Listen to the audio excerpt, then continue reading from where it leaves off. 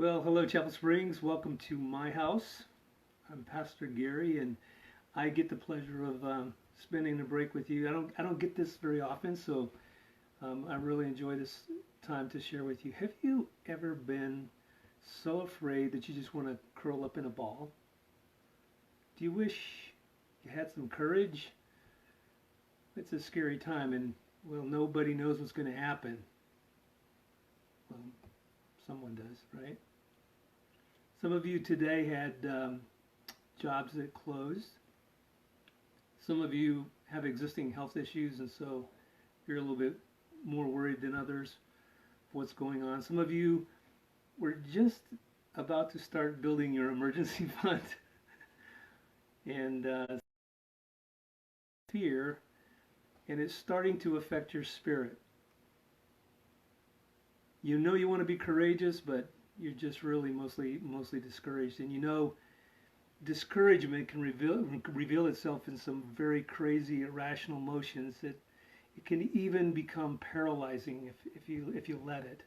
And before you know it, you know, all critical thinking goes out the window, and you find yourself leaving the department store with a cart full of cases of toilet paper.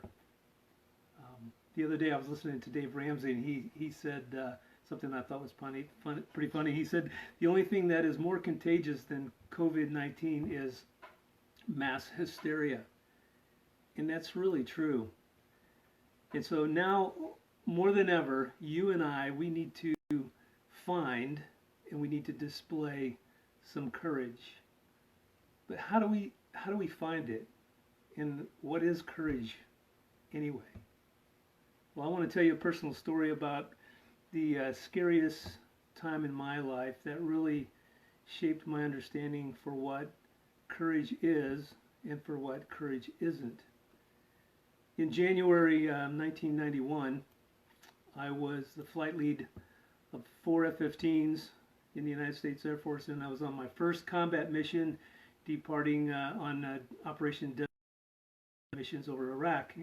And our mission was to depart after dark from our secret airbase somewhere in Saudi Arabia, and we're going to get airborne and head 700 miles west to join up with this large formation of air refueling aircraft in a whole armada of about 30 Stryker aircraft, Strykers, fighter bombers.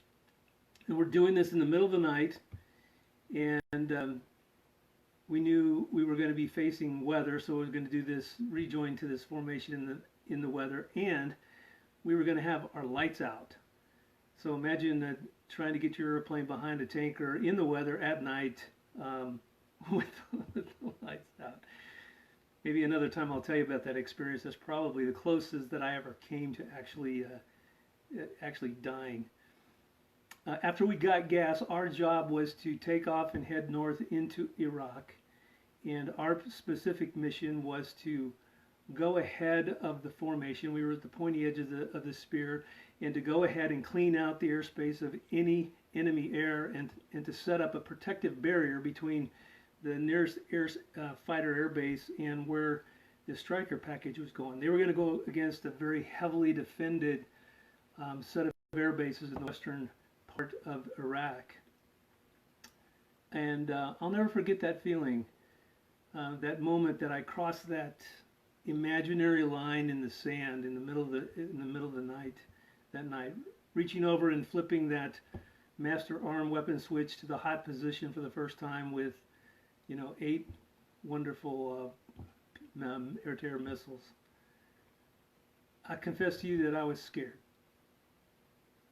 And it is really impossible for me to adequately even describe to you everything that was going on in my spirit. Everything inside of me was telling me, you need to abort.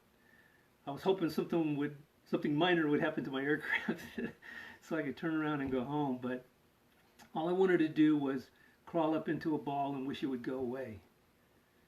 I took with me a whole bunch of extra bottles of water with me. And I had such cotton mouth that I emptied all my water bottles before I even got to the tanker. I was really pretty frightened. You see, we didn't know how the the fight was going to turn out. This was our first missions, and we were told that they did some modeling studies and that we were going to have some pretty significant losses. We were facing, after all, what was known then as the fourth largest military army equipped with the most modern Soviet and French weapon systems. To add to the fear of that first night, we spent a few nights before going to war listening to what we called Baghdad Betty. Baghdad Betty would broadcast every night on the shortwave radio, and we would listen to her, and she would explain all the torturous, insidious things that they were going to do to any pilot that they captured. So that certainly added to our fear. Well, after that that first mission, we landed, and I learned that a good friend had been shot down, and that he was killed. And we later learned that our operations group commander was also shot down. He and his backseater. And a few days later, we saw him on CNN as a prisoner of war in Baghdad. Every single night, we went deeper and deeper into the danger zone, into Iraq, and there was no break, and the fear just kept building and building. The advantage of flying at night was that you could actually see everything that was shot at you.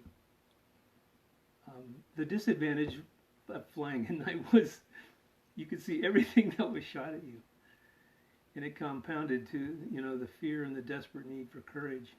I remember crying out to God and asking Him for courage, but it never seemed to come. And then I realized I really wasn't praying for courage. What I was really praying for was that God would just make life less scary, right? I really didn't want to be courageous. I wanted the fear to go away, because see, if you have no fear, then you don't have to be courageous at all. You don't need courage. So courage comes when there's fear there. And some fear, well, it's not bad, but it can paralyze you, and it's how we respond to the fear that really matters. And I realized that courage is nothing more than a choice, really. A decision to press ahead as calmly as you can and as deliberately as possible, at the same time suppressing all of the most paralyzing natural feelings that come up to find some safe corner and crawl up into a ball. So how do you make the choice of courage?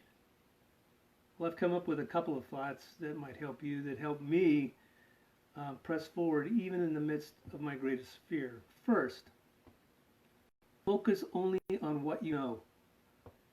Fill your mind with the truth. Find the facts. Dismiss all the spin and negative hype that's going on around you, and shut off all the discouraging noise that you can find around you. There's enough of that. Take a sabbatical from all the agenda-laced hysteria that's out there. For me, I focused on what I knew. I knew I was flying, at that time, the most powerful, effective weapon system in the entire planet, and that I had a significant advantage over any poor Iraqi pilot that would come up to face us. I was really glad to be a taxpayer at that time. Well, that was fun. I was just really ready to the meat of it. We'll try again. I don't know if there'll even be anybody watching or not. Sorry that it all locked up. I have no idea what happened. What I wanted to tell you was,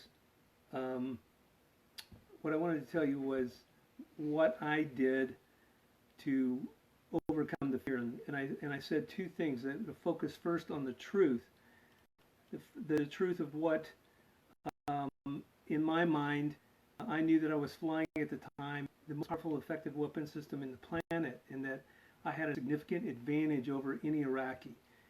And I also knew that my wingmen behind me, well, they were really counting on me to lead with confidence. Second, I had to step back from my personal isolated situation, and I had to look at the bigger picture. We had been briefed by the generals, the entire war plan leading up to the first few nights of the war.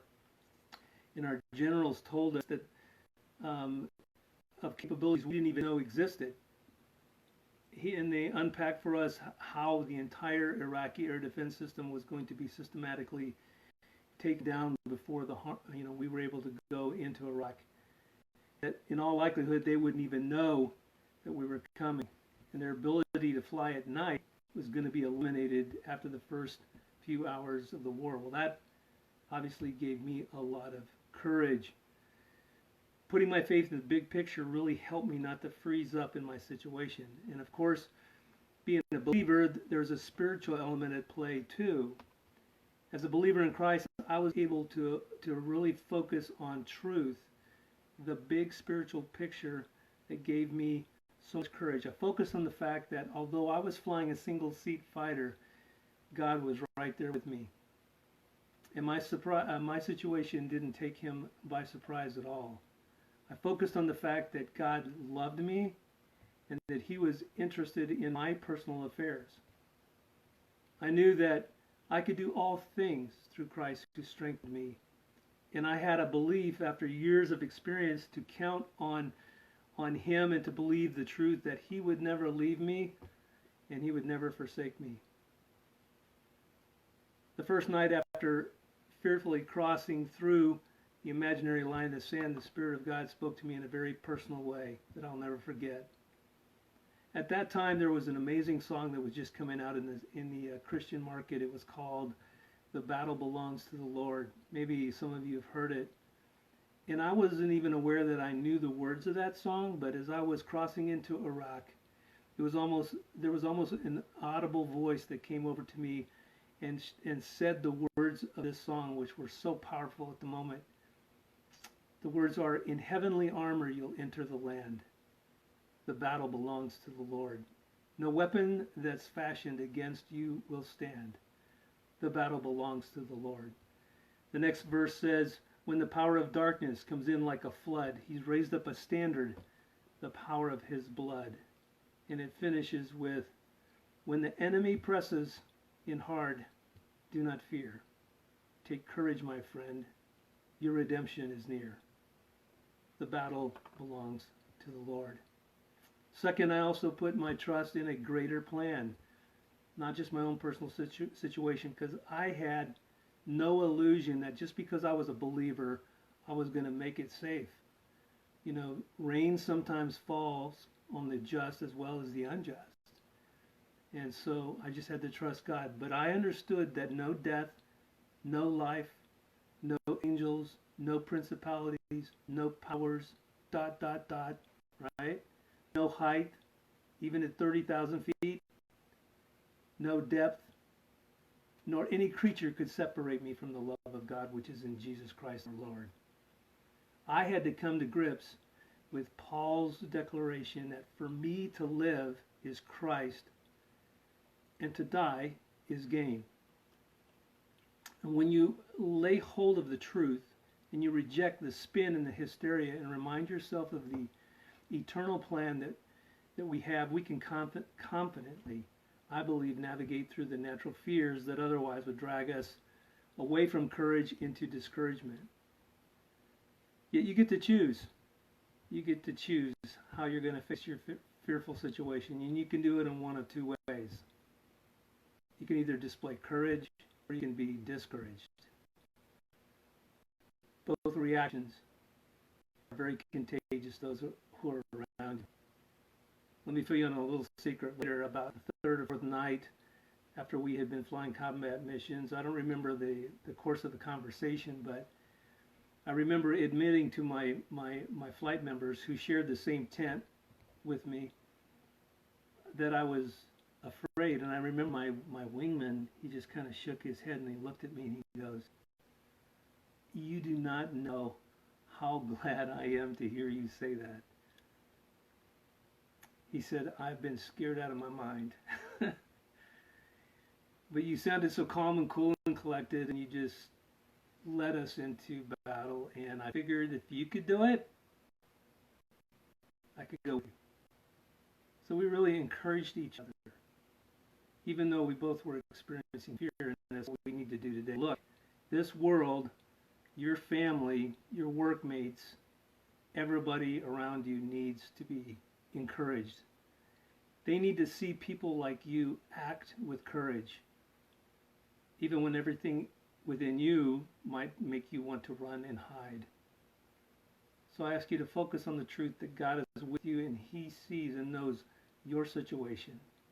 Lay hold of the bigger picture, the eternal picture. You know, God probably didn't convene a COVID-19 crisis cell and sit around trying to figure out what to do next. He's got it. Dismiss the spin, turn off the noise, reject the hysteria.